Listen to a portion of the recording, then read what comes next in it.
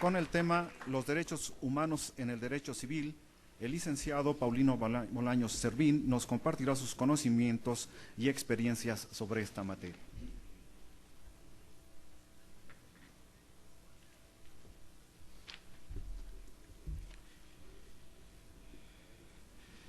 Pues con el permiso del podium repleto de gente muy importante y además el agradecimiento a todos y cada uno de ustedes por estar aquí. Mi tema, ya bien lo dijo nuestro maestro de ceremonia, son los derechos humanos en el derecho civil. Necesario es ubicarnos, ¿no? ¿Qué cosa es derecho? Conocido por todos, conjunto de normas que regulan la conducta humana. Civil. Nos remontamos a la antigüedad y civitas significa ciudad y civis, ciudadano, los que estaban dentro. Luego entonces ese conjunto de normas en la antigüedad, concreto en Roma, pues era lo que regulaba precisamente la conducta de los ciudadanos. Eso es el derecho civil. Una reflexión. ¿El derecho regula la conducta del hombre o de la persona? Y empezamos con problemas. ¿Por qué? Porque el hombre pues tiene conductas que no regula el derecho, el dormirse, el ir a hacer del baño, el sexo, etc., etc. Entonces se crea un tecnicismo que es persona. En Grecia los actores se ponían un barquillo, una capucha para que retumbara mejor la voz y llamaran más la atención. Máscara se le denominaba. Luego entonces a la persona es a la cual se le atribuyen todo el conjunto de derechos y a quien regula su conducta. Eso es. Ahora bien, los derechos humanos. Los derechos humanos es la más amplia gama de prerrogativas, de facultades del ser humano. Derecho a la vida, derecho a la libertad, derecho a la seguridad e integridad de la persona. Nos preguntamos, ¿cuál es la naturaleza jurídica de los derechos humanos? Su origen, ojo, no es el Estado, no es la legislación, no es por decreto o título, son innatos e inherentes a la persona. Es decir, no los crea y no los otorga el Estado, sino simplemente los reconoce. Reflexión. La Constitución anterior decía las garantías que otorga. No, el Estado no nos otorga nada. Aquí era el remedio y el trapito, el derecho y la garantía. Hay diferencia, ya lo vimos o ya lo escuchamos. La Constitución, con sus modificaciones, habla de los derechos humanos reconocidos. ¡Qué bueno! ¡Qué bueno! El artículo primero de la Constitución establece, y me voy a permitir darle lectura, pues en lo más relevante. Dice ahí, todas las personas gozarán de los derechos humanos reconocidos en esta Constitución y en los tratados internacionales. Las normas relativas a los derechos humanos se interpretarán de conformidad con esta y con los tratados internacionales. Todas las autoridades, en el ámbito de su competencia, tienen la obligación de promover, respetar, proteger y garantizar los derechos humanos. Así que aquí todos. Los derechos humanos en la historia. Vamos a permitirnos hacer un poquito de historia en relación a los derechos humanos. En la prehistoria, en los tiempos primitivos, se reconocieron, se desconocieron, la verdad, solo se reconocía el derecho absoluto de la madre después del padre. Ya esto se le denominó, como todos lo sabemos, el matriarcado, el patriarcado, el poder de los padres. En la Edad Media, los regímenes orientales, Egipto, India, China, etcétera, eran teocráticos. El poder venía de Dios. Pues era el omnímodo. La persona, ¿qué derechos iba a tener? Grecia, Atenas y Esparta, que destacaron mucho, con Solón y Licurgo, grandes legisladores que dieron constituciones extraordinarias y muy adelantadas en su tiempo, tanto que Roma, la cuna del derecho, porque ya ven que Grecia es la cuna de la filosofía, la cuna del derecho por ahí organizó a 10 grandes juristas para que fueran a copiar las leyes, las constituciones de estos señores grandes en su entonces. En relación, quiero hacer notar aquí que Platón y Aristóteles eran partidarios de la desigualdad. Decía unos para gobernar y otros para ser gobernados. Defendían la servidumbre. ¿Qué derechos humanos había? Ninguno. En Roma se reconocieron derechos humanos en 3 órdenes, y perdón por lo de latín, status libertatis, civitatis y status familia. Porque digo esto porque luego me dicen, oiga, pues ¿por qué utiliza esos términos? Bueno, pues, todo el entorno a la libertad de transitar, de hablar, etcétera, etcétera, son muchísimos. Civitatis en relación pues al Estado, votar, ser votado, etc, etc. Familia, pues el derecho a ser padres, cumplir con sus obligaciones, hijo, hermano, etc, etc, etc. Bien. El derecho de vida y muerte tenía precisamente Roma. Decían por ahí, jus vitae necisque, es decir, el paterfamilias tenía el derecho de educar a los hijos y si no, asesinarlos. Sales Potas también tenía el poder que le denominaban manos. Era un poder omnímodo, derechos humanos. Tanto que alguien dijo, oye, yo nunca he visto morir a un ser humano. No te preocupes, a ver, aquí como todas las casas estaban rodeadas de agua, a ver, traigan un esclavo y lo arrojaron para que vieran cómo los cocodrilos devoraban a una persona. Satisfecho mi amigo, derechos humanos, ¿no? En la Edad Media surge el famoso feudalismo, la servidumbre, en especial en España, nos vamos a España, con la Constitución de 1812. Ya se empiezan a vislumbrar, que por cierto, 10 grandes liberales de nuestro México fueron también a participar en su creación y tuvo vigencia en México. Incipientes derechos humanos. Inglaterra fue cuando se reconocieron algunos derechos en la Magna Charta, decían ellos, que obligan a su rey Juan sin tierra a firmarla. Ya fue un avance en la historia.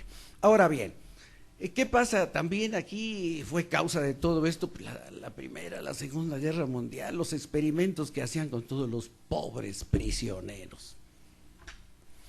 La Organización de Naciones Unidas, el 10 de diciembre de 1948, se firma la Declaración Universal de Derechos Humanos.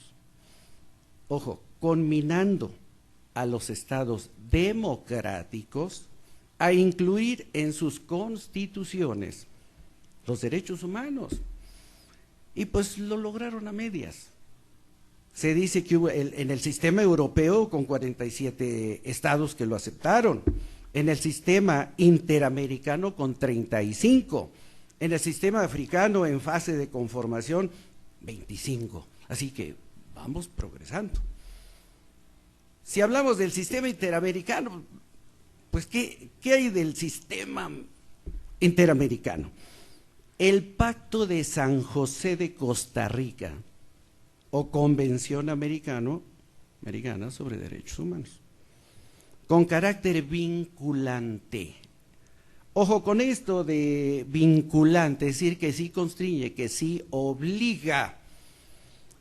Esto fue el 22 de noviembre de 1969 y aceptado por México y publicado, imagínense ustedes hasta cuándo, en el Diario Oficial de la Federación hasta el 7 de mayo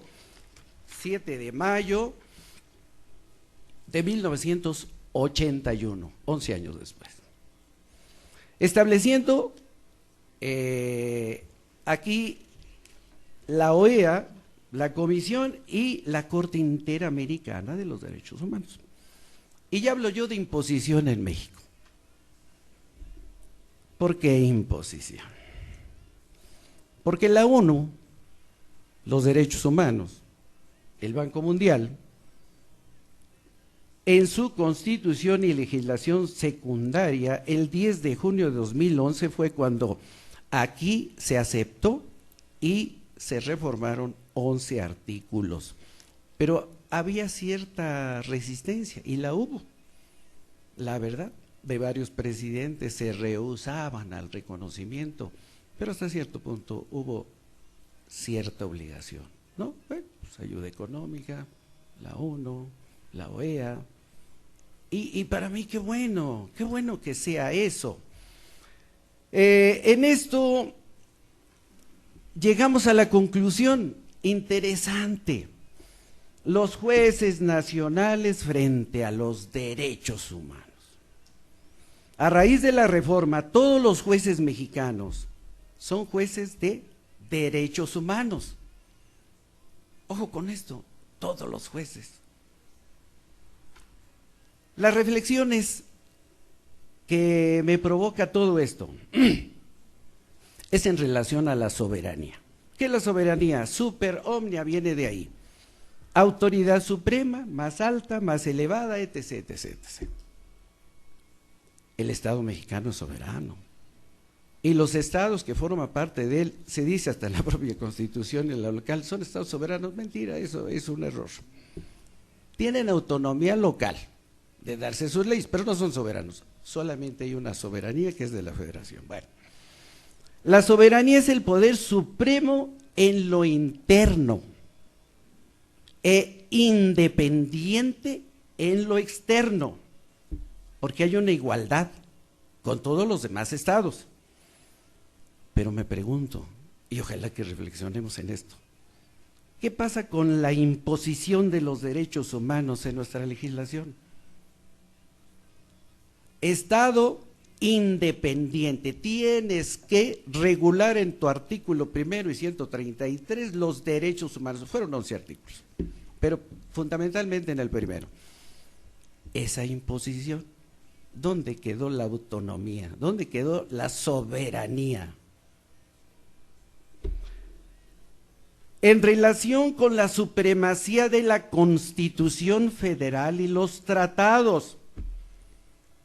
Todos recordamos, y en la escuela nos enseña que la famosa pirámide kelseniana, la máxima de las leyes, la Carta Magna, y que se encuentra en su cúspide, y después de eso las leyes federales, y después de eso se encuentran los tratados, las leyes secundarias, etc., etc.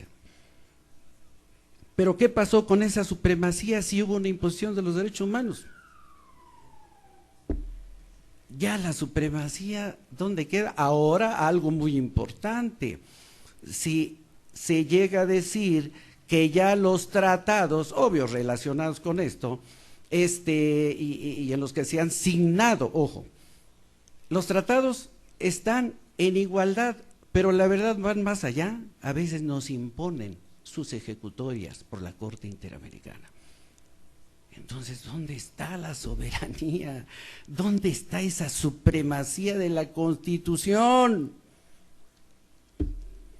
en relación con las ejecutorias de la Corte Interamericana, siendo vinculantes, no tan solo orientadoras, están por encima de nuestra Constitución, de nuestra soberanía. En relación, quiero ser sintético porque están cansaditos y les agradecemos mucho su atención, de veras. En relación con el poder público se integra del Ejecutivo, del Legislativo y del Judicial. Ejecutivo, lo administrativo, lo político, el que ejecuta las decisiones del Estado. Legislativo, el que hace las leyes. El judicial, el que administra justicia. Los jueces mexicanos son jueces de derechos humanos. Eso es lo que dice la Constitución, eso es lo que dice la doctrina y es lo que dice la jurisprudencia. Porque ahora hasta nuestra Corte tiene que doblar un poquito y decir, Corte Interamericana, tienes razón. Pero le han tratado de disfrazar ahí con sutilezas jurídicas, pero la realidad es esa, hay una imposición. La autonomía e independencia de los poderes, nos recordamos mucho a Montesquieu, qué bárbaro, 1689-1755, con el espíritu de las leyes. Hay que establecer pesos y contrapesos para que no haya tiranía, dictaduras, etcétera, etcétera. Pero ahora con esto, todos deben de reconocer, de promover y de defender los derechos humanos. Que yo estoy de acuerdo, mas no en la forma. Estoy de acuerdo con los derechos humanos, pero meditemos un poquito en todo esto. Los jueces son de legalidad, no de constitucionalidad. Los derechos humanos han venido a romper paradigmas, que es lo que sorprende y nos debe de sorprender. Ha roto paradigmas, ha roto principios que habían perdurado por mucho tiempo. Yo escuchaba, toda mi vida he sido postulante, yo escuchaba cuando llegamos a los juzgados, oye, es que estás violando la Constitución, y decían los jueces, bueno, pues hazlo valer, pues por eso te estoy diciendo, mire el artículo tal 133 te obliga, no. Yo soy juez legal, soy de legalidad, es decir, tengo que observar lo que dice el Código Civil, pero es que mira la Constitución. Eso es constitucionalidad. Vete al amparo, allá te van a resolver. ¿Y ahora qué pasa? No, pues ahora los jueces son jueces de derechos humanos. Se rompe con ese principio de legalidad, ahora también son de constitucionalidad. Qué hermoso. Los jueces son de estricto derecho, era también un principio antiguo. Yo tengo que observar la ley y tengo que apegarme. La ley es fría, pero es la ley es dura, pero es la ley. Yo juez, lo siento, había una gran diferencia entre la legalidad y muchas veces la justicia. Decía, pues, mira, de acuerdo a la justicia, pues, la verdad tienes razón, pero de acuerdo a la legalidad, de acuerdo al derecho, no, porque hay una norma que hay que respetar.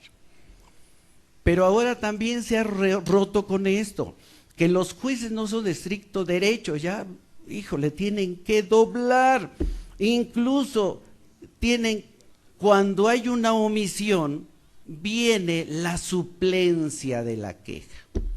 Si se trata de niños, si se trata de la esposa maltratada y de la violencia familiar, y el abogado se le barren por ahí algunas cosas, no hay problema. Hay suplencia de la queja. Ese principio del estricto derecho se acabó. No, aunque la ley diga eso, pero la justicia, los derechos humanos, dicen aquí, y vamos a tener que defenderlos. Una aclaración. Los derechos humanos, insisto, son innatos al hombre. Y yo felicito definitivamente a esos organismos mundiales que nos han impuesto cosas que nos beneficien y que se respeten los derechos del niño, de la mujer, del hombre en general. Muchas gracias, muy amables.